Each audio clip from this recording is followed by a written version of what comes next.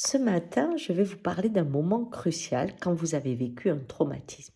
Une agression, un viol, un abandon, une maladie, qu'importe.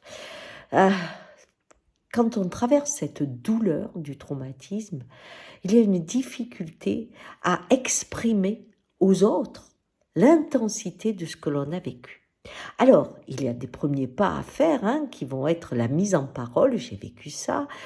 Après, il y a la possibilité soit d'aller au tribunal ou d'avoir justice, c'est une autre étape. Mais l'ultime étape est la plus dure. C'est pas pardonner, non, non, c'est pas se pardonner, non, non.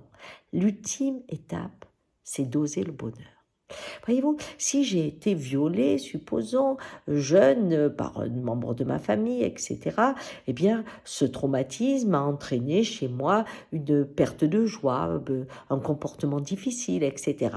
On le met à nu, on l'exprime, on le fait savoir aux autres, et puis on peut arriver à un jugement, et là, à un moment, il faut tourner la page.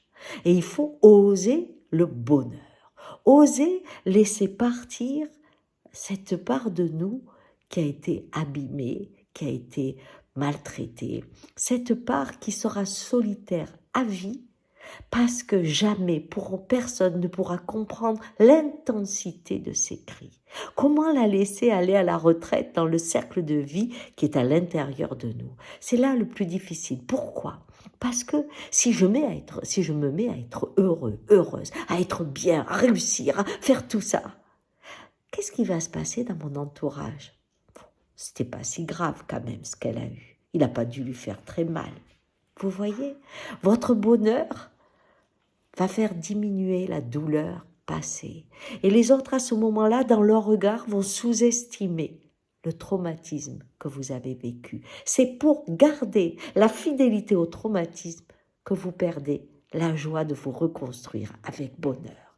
Alors osez mettre à la retraite cette part mal aimée, accepter sa solitude et que jamais personne ne pourra entendre l'intensité de l'épreuve et aller vers la joie. Qu'importe ces regards qui ne comprendront toujours pas, vous êtes capable de retourner dans un monde lumineux.